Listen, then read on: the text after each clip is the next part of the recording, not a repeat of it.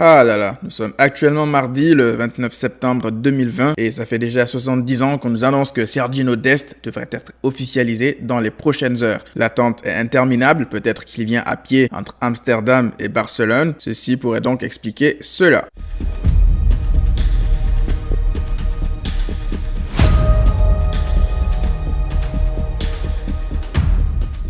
Bonjour à toutes et à tous, bienvenue pour cette nouvelle vidéo, l'avant-match de la rencontre face au Celta Vigo, déplacement difficile au Balaidos comme chaque année. Le Balaidos est devenu désormais comme Anoeta pour nous, le terrain de la Real Sociedad. À titre d'illustration, la dernière fois qu'on a gagné au Balaidos, Ansu Fati n'avait pas toutes ses dents. Et là, t'es en train de relativiser, de te dire, ah ouais quand même, le coup de vieux. Donc oui, le Balaidos est un terrain ultra difficile, même avec la MSN, on a galéré comme pas possible sur ce terrain. Je pense que jeudi, ça ne sera pas une exception. Si on doit gagner sur ce terrain, ça va être compliqué. J'espère juste qu'on jouera pas avec nos pilules, notre troisième maillot, je voulais dire. J'espère qu'on jouera avec le maillot noir. En parlant de maillot, je vous invite à aller visiter le site de mon partenaire RepFoot pour acheter vos maillots désormais moins chers. Vous voyez à l'écran, les prix sont très intéressants. Alors, ce sont des répliques, je tiens à le préciser, mais la qualité est juste parfaite. J'ai reçu moi-même des maillots de leur part et je peux vous le confirmer. Donc allez acheter vos maillots sur leur site et vous bénéficierez en plus de 10% de réduction avec le code MASSIAN dans la zone code de réduction. Donc ne vous gênez pas, je vous mettrai tous les liens en description. La livraison est rapide et tout est sécuritaire sur leur site. D'ailleurs, je vous ferai gagner le maillot extérieur du Barça, le noir, sur Instagram bientôt. Donc soyez sûr de me rejoindre sur Instagram. Le lien de mon Instagram est également en description. On revient sur l'avant-match. Alors je vous ai demandé une nouvelle fois d'abord sur Twitter, comment est-ce que vous vous sentez vis-à-vis de ce match. Et là, on voit déjà beaucoup plus d'optimisme que par rapport à Villarreal. Normal, ça a été un match intéressant. Par contre, tout n'était pas parfait et c'est pourquoi le déplacement au Balaidos a de quoi rendre perplexe quelques personnes. Surtout que la saison passée, ça a été compliqué les matchs à l'extérieur. Si on ne comptait que les matchs à l'extérieur la saison passée, je ne pense même pas qu'on finirait deuxième. Même troisième, j'ai un doute. Sur YouTube, c'est pareil, même s'il y a un peu plus d'optimisme. Je pense que la tendance générale est un peu pareille. Bon après, je taquine un peu les fans du Real, mais voilà, c'est de bonne guerre les amis, on a toujours vécu de ça. Je vous rappelle que nous sommes les meilleurs ennemis du monde, donc il faut savoir entretenir cette relation diplomatique. Si on s'entendait, ça serait trop ennuyeux. Alors, on parle désormais du Celta Vigo. Le Celta Vigo qui a failli être relégué la saison dernière, à la suite de la saison avec l'Espagnol, etc. Mais l'Espagnol, eux, ils n'ont pas pu se sauver pour mon plus grand plaisir. Aujourd'hui, ça va beaucoup mieux pour le Celta Vigo. Je ne parlerai pas trop de classement parce que ça ne sert pas à grand chose à ce stade de la saison. C'est un peu anecdotique, comme je l'ai dit, face à Villarreal. Mais au Celta, il y a un joueur que je ne peux pas du tout supporter. Mesdames et messieurs, Iago Aspas. Lui, à chaque fois qu'il rencontre le Barça, il se transforme en Prime Maradona. Il fait toujours le match de sa vie et les matchs d'après, il se transforme en Jean-Claude Darcheville.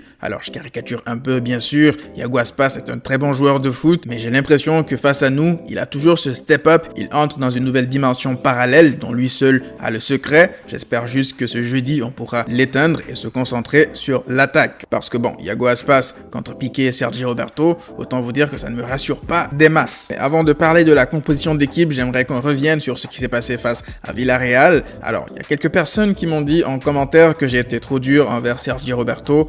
Je suis d'accord avec vous, je n'aurais pas dû dire qu'il était claqué au sol. Il était éclaté au 10e sous-sol. Quelqu'un d'entre vous peut m'expliquer, s'il vous plaît, qu'est-ce que Sergi Roberto fait là? À quoi il sert? Quelle est sa valeur ajoutée dans ce type d'occasion? Rien du tout. Nul. Parce que, honnêtement, Sergi Roberto, il a encore, je pense, dans sa tête des réflexes de milieu de terrain qui le poussent à se rapprocher comme ça dans l'axe, alors qu'il est censé étirer. Et ça m'étonnerait que ce soit Ronald Koeman qui lui demande de rester aussi proche de l'axe. Parce que si on regarde de l'autre côté, chez Villarreal, regardez Estupiñán, où est-ce qu'il se situe lorsque Villarreal a le ballon? Il demande le ballon dans le dos de la défense, complètement collé à la ligne. Voilà ce qu'un latéral est censé apporter. Il est censé étirer le bloc le plus possible, désorganiser la défense centrale, l'étirer au maximum afin que dans l'axe, ça ne soit pas un bourbier où tout le monde vient s'empaler les uns sur les autres. Alors oui, il y a des latéraux qui peuvent éventuellement se rapprocher de temps en temps dans l'axe, comme le faisait de temps en temps d'ailleurs Dani Alves, mais pour ça, il faudrait par exemple un Pedro qui étire sur le côté lorsque Alves se rapproche. Maintenant, parlons-en du Kenyan, le champion du monde de kilomètres parcourus, a.k.a. Antoine Griezmann. Alors, si vous me suivez depuis quelques temps déjà sur cette chaîne, vous aurez remarqué que la saison dernière, on n'a pas réellement tapé sur Antoine Griezmann malgré la saison moyenne. C'était tout sauf un oubli. Je préfère vous le dire maintenant parce que la saison dernière, il a joué sur un côté gauche qui n'est pas du tout le sien, il a joué à contre-courant, il a joué dans une animation inexistante, etc. Là-dessus, j'en voulais plus à Valverde et à Setien, mais aussi à Bartomeu, qui allait cibler un joueur qui ne correspond pas au profil dont nous avions besoin. Donc Griezmann, pour moi, j'étais un peu indulgent parce que j'estimais qu'il avait des circonstances atténuantes. Suarez est parti, quelque part, c'est aussi pour lui faire un peu plus de place dans cette attaque. Et là, aujourd'hui, je suis désolé, il doit prendre ses responsabilités. Alors, j'ai parlé de son match la dernière fois face à Villarreal, j'ai dit qu'il a été moyen. Hier, j'ai regardé le match de nouveau, à tête reposée, et honnêtement, Griezmann, avec du recul, il n'a pas fait un match si catastrophique que ça. Exemple, lors du premier but, on voit ici Griezmann qui attire vers lui 3 défenseurs dans l'axe grâce à son appel, ce qui libère à côté de l'espace pour Ansu Fati. Jordi Alba a donc trouvé Ansu Fati en arrière. On voit que l'appel de Griezmann a un peu déterminé cette action. La finalité de l'action est aussi due à la course de Griezmann qui perturbe toute l'arrière-garde de la défense de Villarreal. Ansu Fati a donc eu le temps de placer sa frappe. Asenjo n'a même pas pu bouger. Sur le deuxième but, pareil, bis repetita, on voit Griezmann qui amène avec lui dans son appel les 2 défenseurs centraux de Villarreal, ce qui cause là encore un décalage dont Ansu Fati a pu profiter sur la passe de Coutinho. Ce que Griezmann fait sur ces 2 actions, on appelle ça des passes décisives sans ballon. Il est décisif sur les 2 buts alors qu'il ne touche le ballon à aucun moment. Et ça, Griezmann, depuis la saison passée, je le disais, il a toujours fait des appels, parfois même des appels intéressants. Il n'est pas toujours servi, que ce soit par Sergio Roberto ou même Busquets qui préfère jouer la sécurité. Ça aussi, c'est un problème. Mais Griezmann, où est-ce que je lui en veux, c'est la personnalité avec le ballon. Lorsqu'il a le ballon, il ne fait absolument aucune différence. C'est souvent des passes en retrait, des passes latérales. Il doit jouer avec plus de personnalité. Personne ne lui demande de dribbler 3-4 joueurs et de mettre une menace dans la lucarne des gardiens, non, mais au moins qu'il soit plus audacieux. Regardez la différence avec Trincao. Lorsque Trincao y rentre, feinte de passement de jambes, boum, une frappe qui a failli aller au fond. Donc moi, comme je l'ai dit, je ne demande pas à Griezmann de faire des différences individuelles à chaque fois, mais qu'il regarde à côté de lui, tout le monde prend des responsabilités. Coutinho, Ansu Fati, lui aussi, qu'il prenne plus d'initiative. Il est certes décisif sur les 2 buts, mais on attend plus d'un joueur qui a été payé 120 millions d'euros. Griezmann a été quand même finaliste du Ballon d'Or, donc il joue en conséquence, qu'il arrête de jouer comme un U19. Pour parler justement de la composition de Koeman, je pense qu'il partira avec quasiment le même 11 à 2 exceptions près. D'abord, le double pivot. Busquets a fait un match moyen contre Villarreal et en parallèle, Miralem Pjanic, lui, a fait une entrée très intéressante parce que Pjanic, je n'en ai pas parlé dans mon débrief, il ne joue que 15 à 20 minutes, il récupère 3 à 4 ballons et c'est pas des seconds ballons qu'il récupère ou alors des ballons perdus, non, c'est vraiment des interceptions, des anticipations. Il a une vraie intelligence de jeu défensive. De toute façon, on l'a déjà dit, ce double pivot, il est fait pour lui et pour De Jong, c'est clair et net, ça se voit. Vous savez tous à quel point j'aime Busquets. Busquets est une légende du club, mais ce système n'est pas fait pour lui parce que ça va beaucoup trop vite. Alors non, Busquets n'a jamais été un joueur rapide, mais quand tu joues dans un double pivot, tu dois être plus mobile, plus actif, plus rapide dans tes choix. Et Busquets, on le sait tous, lorsqu'il joue en milieu défensif, il contrôle tout, il joue limite dans un fauteuil, il contrôle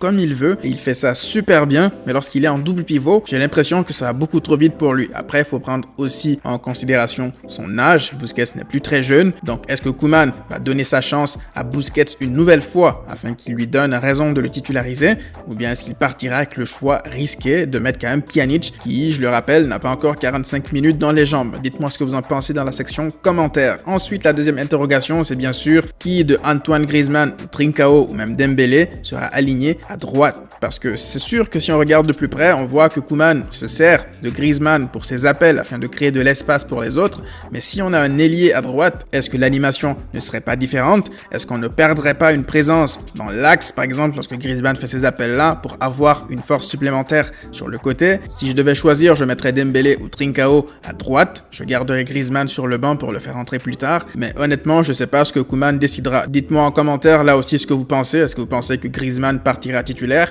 Ou bien est-ce que vous pensez que Dembélé ou Trincao seront titulaires à droite? Enfin, il y a une personne qui m'a demandé sur Instagram, Valou plus précisément, qui m'a demandé qu'est-ce que je pensais de la profondeur d'équipe. Honnêtement, je pense qu'on est armé cette saison pour pouvoir batailler sur tous les fronts sans être à court d'effectifs comme la saison dernière. Parce qu'il y a de la quantité, il y a de la qualité aussi, il y a de la jeunesse. On pourrait même jouer en 4-3-3 au bout d'un moment avec du Frenkie de Jong, avec du Riqui Puig, avec du Pedri, Conrad de la Fuente qui pourrait également de temps en temps jouer avec l'équipe première sur les côtés si jamais on a des blessures. Donc franchement, je pense que pour cette saison, on est bien armé. Après, à voir comment ça va se passer. Enfin, n'hésitez pas à venir me rejoindre sur ma chaîne gaming. On fera du PES sous peu avec des lives notamment. Le lien en description. Oui, je sais, il y a beaucoup de liens en description. Prenez tous soin de vous et à très vite.